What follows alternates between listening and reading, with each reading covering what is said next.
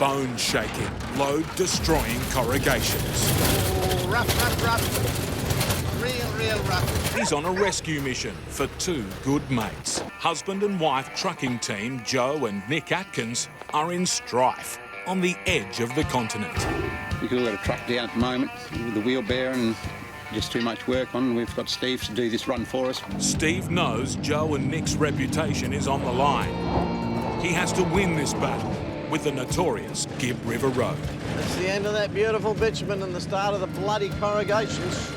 Got 600 kilometres to go.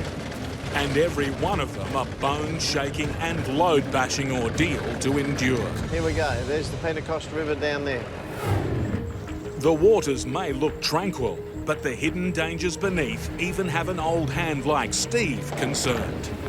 The worry with crossings like this is you get rocks between your jewels and then you blow two tyres or rip the sidewalls out of a couple. You can hear some of the rocks banging up underneath us. Steve has 40 years' experience as a trucker, but with a rig 53.5 metres long, the river crossing is a huge test. The worry is if the little round rocks get between the jewels.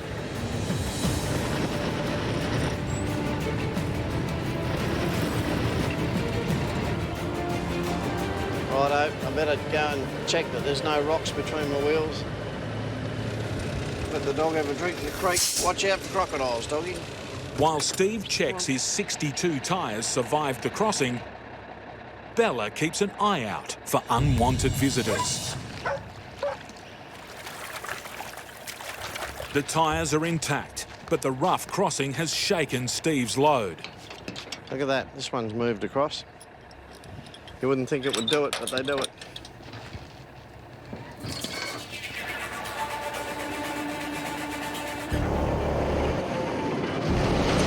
Back on the road, the treacherous Gibb is taking its toll. Oh, I don't know what's going on now. I've got brakes come on somewhere back there. Better have a look at what's going on here. You can see the brakes locked on and skidding down the road. This brake here appears to be the problem. Now, I really don't like doing this, getting under a trailer on a hill like this, but... Steve takes out a little extra insurance. A rock and two brakes are all that stand between Steve and disaster. What was that noise? I had a maxi booster replaced on this trailer. The hose clamp obviously wasn't tightened up properly, and it's just dropped the hose clamp. And this particular brake here has got no air going to it, so the maxi's locked on. A silly little 50-cent, 75-cent hose clamp, you know? But the corrugations aren't about to make Steve's life any easier. It's pretty rough, this one. These bloody corrugations, I just went to grab a gear then and I just couldn't get it out of gear. Then this is not good. We're getting a bit closer to that mongrel feeder jump up now. The feeder jump up is one of Steve's nemesis. 350 metres of nerve-wracking climb. I am going to have a crack at it with the three trailers, get myself in the lowest of my low gears, engage all of my diff locks and cross locks, and the whole road train's committed to the slope now. He needs all the grunt of his 600 horsepower engine. As I feel the rough bits of ground, I just ease off on the throttle ever so slightly. And of course, here's the mongrel bit up in front of me, this nasty little pinch. It's loose surface now, it's scary as shit. If the wheels start spinning, his massive rig will be stranded on the hill. Oh, I just had wheel spin. Every now and then I feel those wheels just start to break traction. She's hanging on.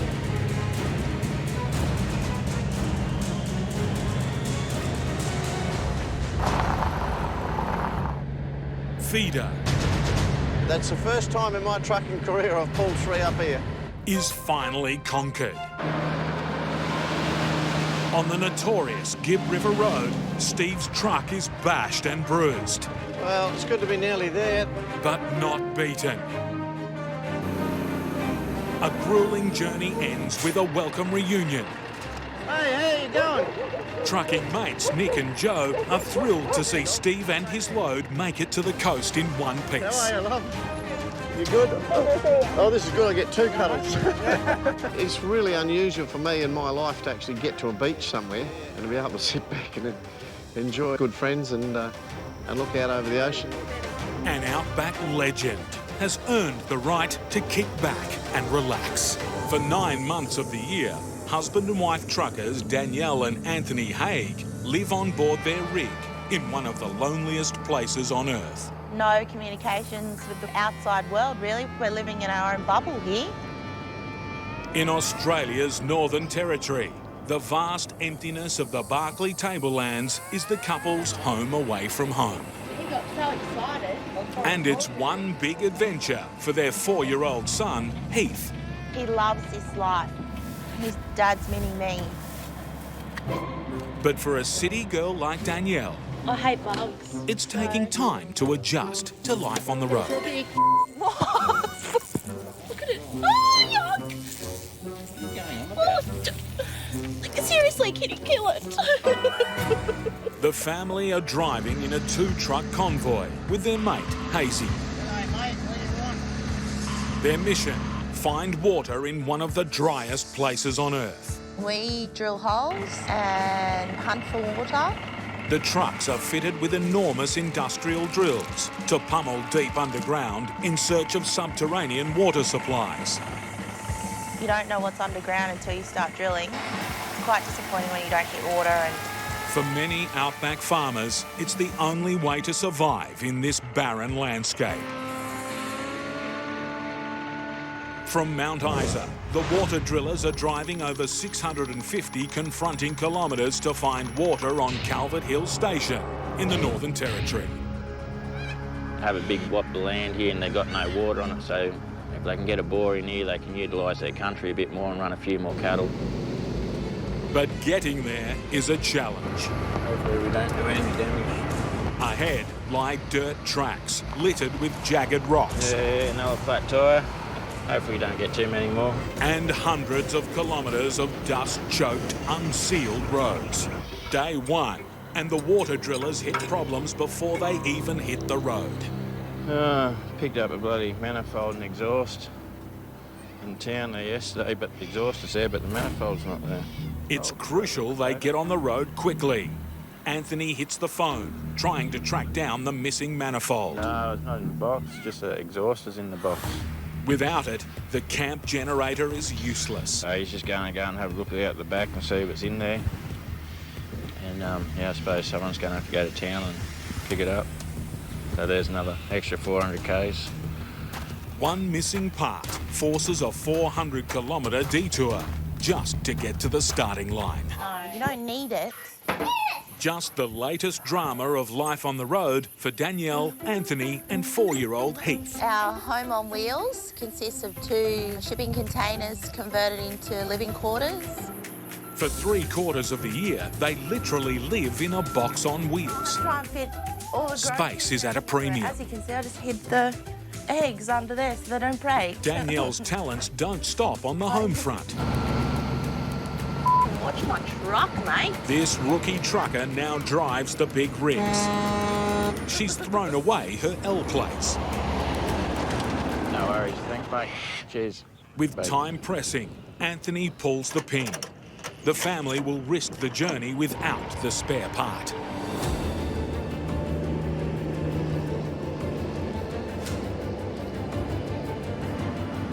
Most drivers have to focus on the road and their truck.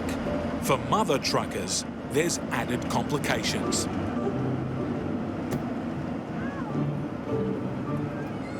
Oh, what's wrong? Did you jam your fingers? What'd you do? Talk to me. Oh, you've got to be more careful, darling. The 2-truck, 7-trailer convoy enters the unforgiving landscape of Australia's top end. And second driver Hazy soon strikes trouble. Losing a tyre this early is a real blow. Yeah, I don't think a plug's going to take that up. Yeah, she's pretty big, ain't As well prepared as they are, We'll just chuck this spare on there and we should be able to keep going. they only have space for limited spares.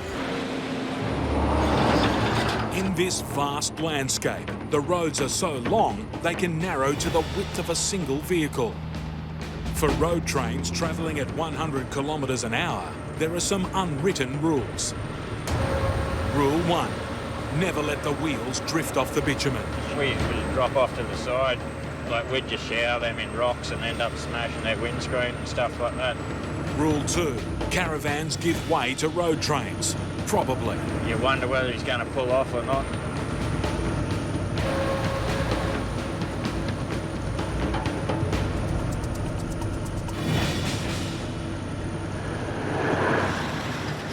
Rule 3. Never play chicken with a ton of bad-tempered beef. Yeah, so old girl, she's just going to plod along here as slow as she can across the road. She's not in there in a hurry.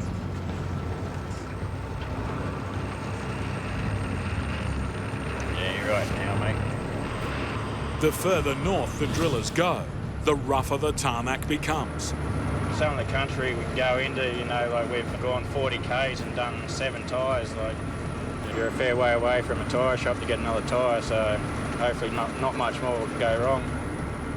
And out of the blue, another setback. I've just had a blowout. I'll just pull over here. You just wait there, mate. I'm just going to check the tyre, okay? Why? Because we had a blowout. Why did it do that? Oh, probably worn out or something, mate. Okay, you wait there. A bit of a blowout on the inside tyre there. Yet another dead tyre. We'll have to change it here. It's all wrapped around the axle there. This is their third blowout, and with 300 kilometres still to go, they're seriously running out of spares. Anthony's 4-year-old son, Heath, is an apprentice Outback trucker. He's more advanced than bloody town kid, you know. He's always out doing something every day, not locked inside, playing bloody computer games. And good job.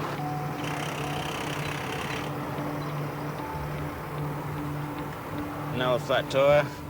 Hopefully we don't get too many more. Oh, I hope we don't. Why?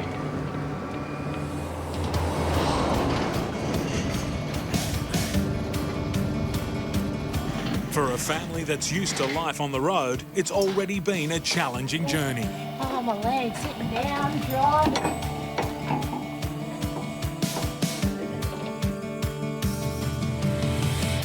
Daybreak brings a battle with the ever-present Outback dust. I'm trying to get rid of all the red dust that got in here yesterday.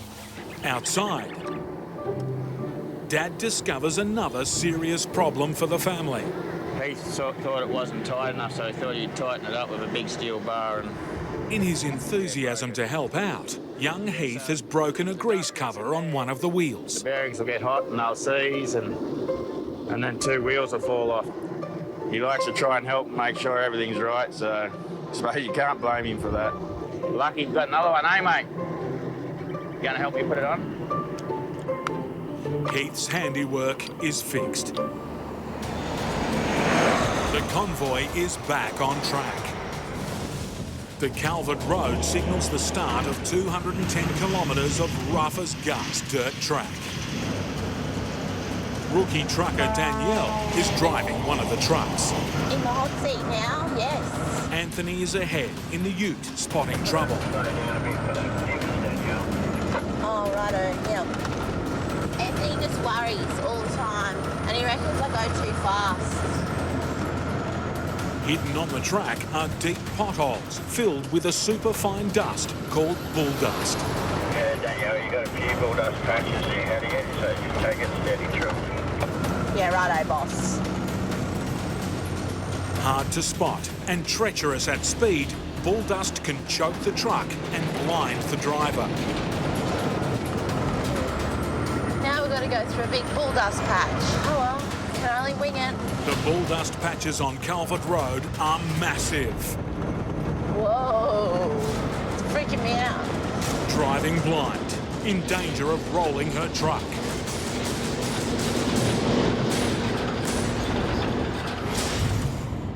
She survives a highly dangerous bulldust patch. That's over with. Danielle's battled the bulldust, but the dirt road still tests the novice trucker. You're going to be like this for the next 100 k's. It's going to be slow torture. A massive hill crest brings a sharp descent that spells trouble. She's pretty steep. She's really steep. A sharp drop. Sakes. She can't stop. Using her brakes could be disastrous. You can't put your foot on the brake too much because you'll burn your brakes. Oh, listen to her. She's revving the shit out of her.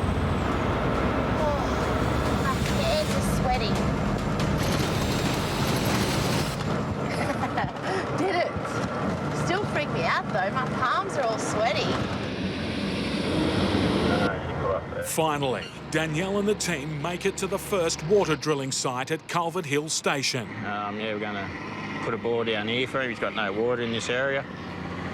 See what we can get for him.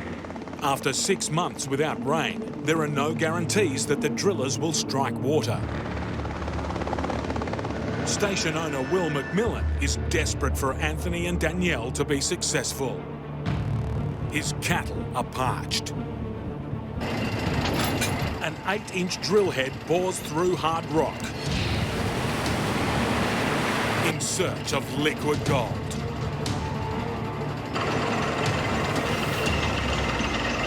It's a long, dusty process, punishing for man and machine.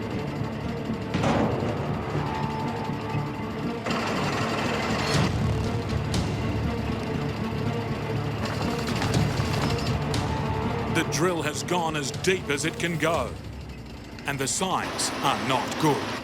The dry hole spews out dust and dirt. The drillers are devastated. Drilled 126 metres here, no water. One of them things, a bit of hit and miss every now and then. At the end of the day, like, no one likes a dry hole, and we don't either. We're a lot more happy if we can get water for them. The search for water doesn't end there. Where are we going to? Packing up, heading to the next hole. The water drillers have enough supplies to survive out here for a month. They've got to get water now. I'll have to wait till this time next year. They won't leave Culvert Station high and dry. Somewhere beneath this sun-scorched landscape is water. That's what we're here for, is to find water. But the task ahead only promises to get tougher. Nick and Joe are struggling to find parts of a World War II bomber they've been asked to rescue. Looking pretty bloody savage out there, that storm. She's really rolling in there. Might even rain Columbaroo here. They need to get it loaded quickly. We sort of don't know what parts belong to what plane. They only have permission to remove the B-25, not any of the other World War II relics. Do we take that then? Working only from photos, they have to pick the right pieces from a graveyard of plane wrecks. God, that looks like too big a wing for that. Pieces of the plane are slowly coming together. Beautiful. Really good, really. Until it's time to move the cockpit. After 70 years, a tree has grown up through it.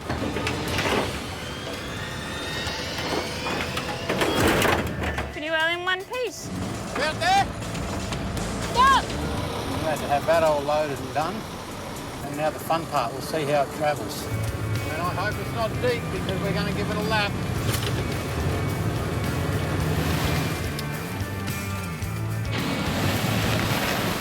Through that one. One bog hole out the road and done it. But next, the killer. We're a bog hole just up here, and I'm hopefully we'll either see if we can pick a track around it or just leg it straight through it. Well, we got stuck in this one the other day. I'm going straight through the middle.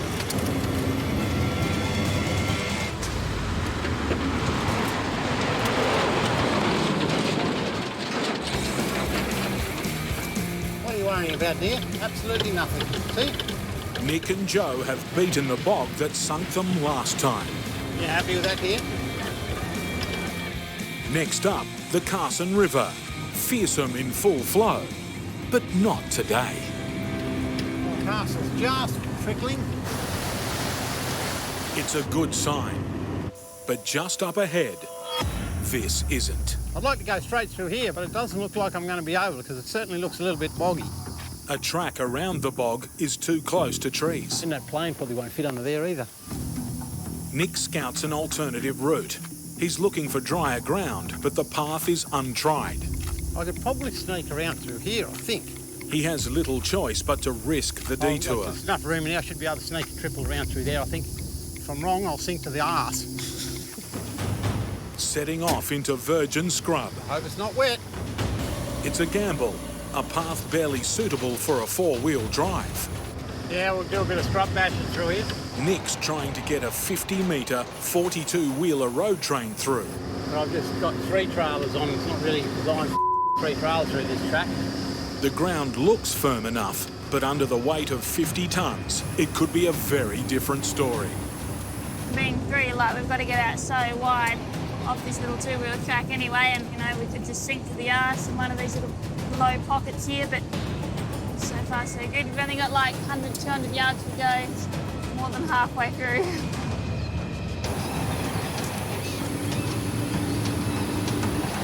Bloody beautiful. That just saved a couple of hours mucking around to unhooking and hooking back up.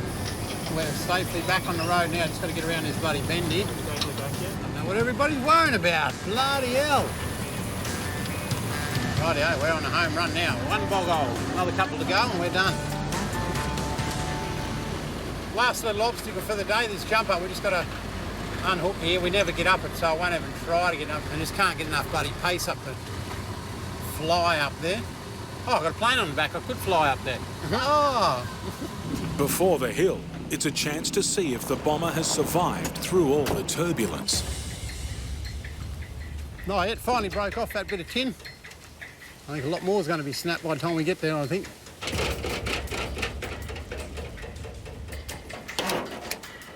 Everything needs to be battened down for the hill climb ahead. One trailer at a time. Occasionally you can get stuck even with one on. Nick needs to keep his momentum up. Bumpy at the top and you lose traction really easy on the rocks. He's fighting this hill. Not the smoothest of bloody hills, this. Come on, old girl. Come on, baby. That's getting bad. Bloody rocky as all hell. No good for my drive tyres. He's losing the battle. Dirty mongrel thing.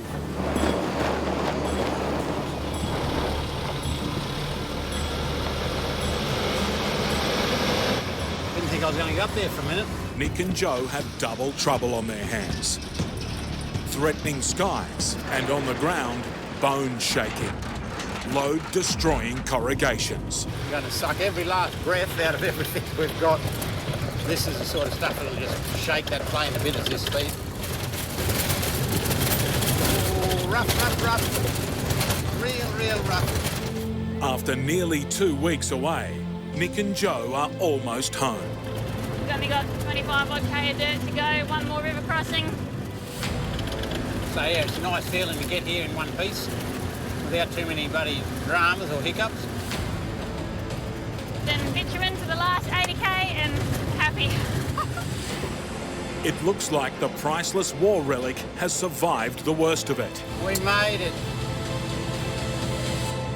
On this job, Johnny's hauling house frames. I think one's a 5-bedroom, one's a 3-bedroom, bit of structural steel. Stacks of uneven steel makes for difficult freight. It slides easily, working loose on the smoothest of roads. You just got to keep an eye on it all the time. From Karratha, Johnny will drive 1,700 hard kilometres to Balgo in the Tanami Desert. It's departure day for Johnny Dow and his double road train of housing steel. This part of Australia is a mining hub with some very big trucks on the road. The only way of knowing if one's around the corner is over the radio. Northbound 218 metres, mate. No worries, mate. I'll pull up and make some room. Yeah, you don't really want to run into one of those.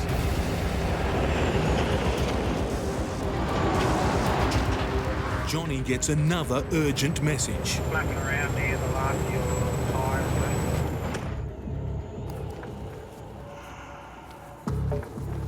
Well, this one here looks a bit loose. Johnny's only 2 hours into his run. That's broken. All he can do is replace it and pray he doesn't break anymore.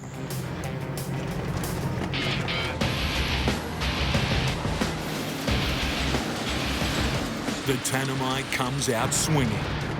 Johnny knows his load is getting battered. It's continuous wriggling. But with all the dust, he can only imagine the damage. I can't see properly. I'll get out and have a look. I reckon there'll be more movement in the camp by now.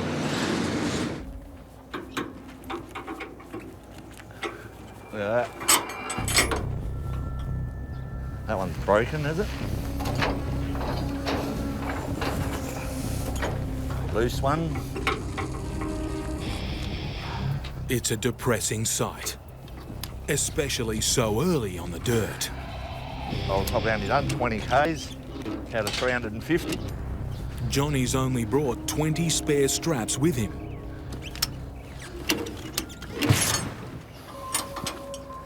Two broken. At this rate, after 20 Ks, I don't know if I'm going to have 100.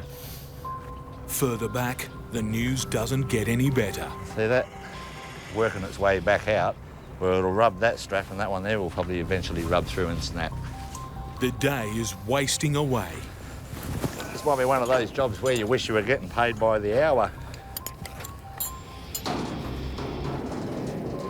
It's not looking good up here.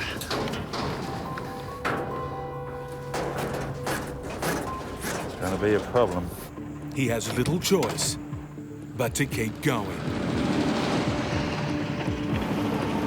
Time spent fixing his load has cost Johnny dearly.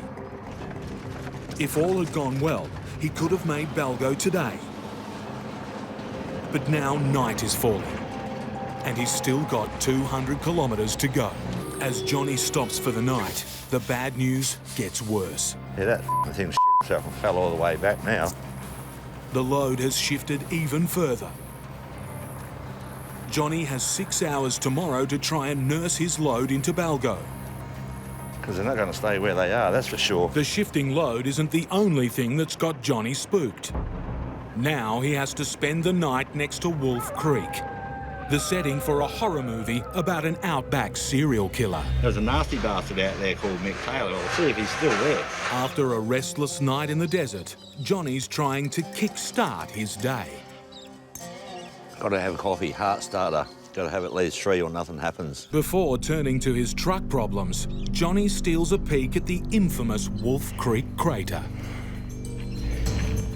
Oh, that's unbelievable. His search for villain Mick Taylor comes up empty. I know you're here, you bastard! I've got to be there by 12 o'clock at the latest. I've got a forklift there waiting for me. Very good chance it will be late if this keeps up at the rate it's been going, and I'll be paying for a forklift for nothing. As he builds up speed, the corrugations start to bite. My main worry is that load staying on that truck. And now another hazard looms. Cattle grids. I hate grids. They might look smooth on this side, but 9 times out of 10 there's a big drop-off on the other side. Hitting it the wrong way could send Johnny's precarious truckload over the edge. Just got to walk every axle over the top of it. It ends up breaking stuff. Oh, we'll get out and have a look at what's going on back there. Thought one of my gloves was missing. I was going to have to get around looking like Michael Jackson. Flash. The way this is going, I'm going to have to put a long vehicle sign on. They want to come out by themselves, but they don't want to go back in. If these poles edge all the way out, the entire load could come apart. See how many's there when I get there. About 80 k's in now. Only 210 to go. I'll try and get up and running on top of these corrugations.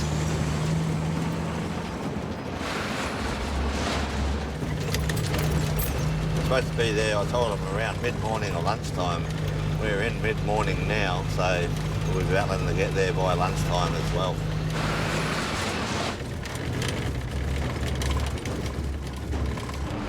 Eventually, the jarring corrugations give way to something softer, but equally dangerous.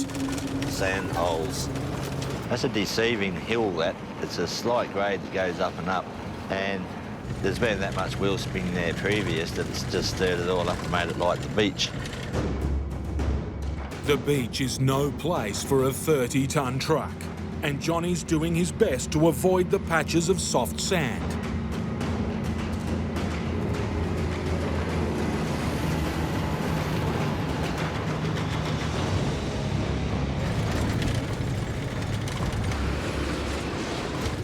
But now Johnny's losing speed. Yeah, that doesn't feel right. We're stuck. We're rolling. Gotta get out and have a look. This isn't good. His worst fears are quickly confirmed. This road's gotten so boggy, they've lost traction and it's stuck. Before he even tries to escape the soft sands, he must make his freight safe. This load's all shifting all over the place. He's got a forklift booked for the unload. There's another one laying there. If he's late, he'll still be charged. This load is just getting longer and wider. These keep working their way out so far that the ones on top of them will drop down and these will never go back in. He needs to knock this load back into shape. So,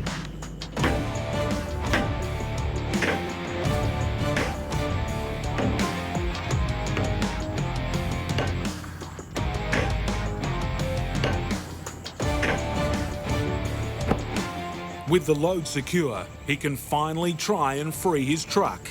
I'll have to set the diff lock in, choose bogged gear, and hopefully we'll get going. The diff lock will distribute power evenly across all the wheels, hopefully providing the traction he needs. This the old girl's cooled back a bit now, that little rest. Get this diff lock. I'm just hoping that I'm going to be able to get enough momentum to get over this grade.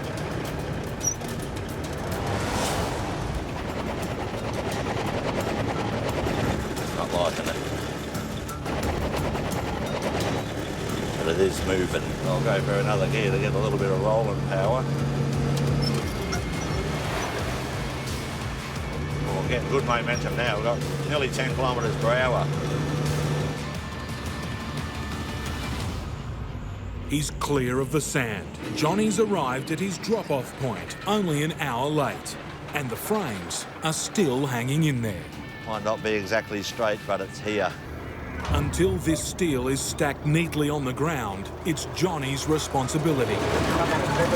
Give it full tilt back now, John, see what happens.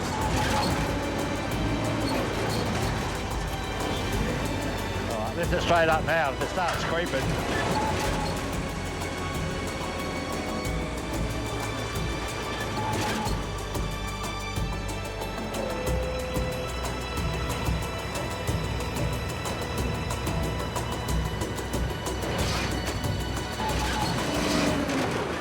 Yeah, that got it nice. The last few frames off and job done. That's like getting a cheque signed.